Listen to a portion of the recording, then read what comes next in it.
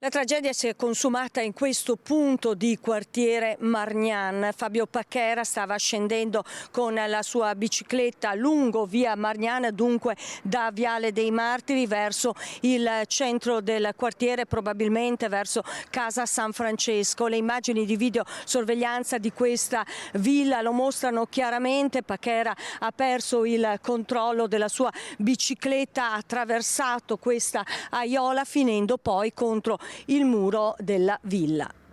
Un impatto violentissimo. Per Fabio Pacchera non c'è stato purtroppo nulla da fare. Il suo corpo senza vita è rimasto riverso a terra. A dare l'allarme sono stati alcuni passanti. Sul posto sono arrivati i sanitari del SUEM, poi i carabinieri che hanno visionato le immagini registrate dalle telecamere della videosorveglianza. Io ho guardato telecamera perché è nostro, perché io non ho visto diritto. Venuto così, subito morto. E dopo è venuto Carabinieri perché anche lui non sapevo. Suonato e dopo ho controllato con loro insieme di Carabinieri. Così, mi spiace tanto.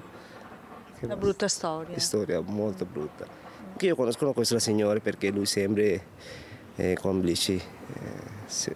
Fabio Pacchera, 58 anni, residente a Romano de Zelino, ma di fatto senza fissa dimora, era solito percorrere queste strade in bicicletta. Spesso trascorreva la notte negli alloggi di Casa San Francesco. Era arrivato nel Bassanese qualche anno fa, prima viveva a Milano. Da tempo era seguito dai servizi sociali del comune. È un percorso che si stava compiendo anche proprio per dare una sistemazione dignitosa per quanto riguarda la casa, anche utilizzando i progetti PNRR.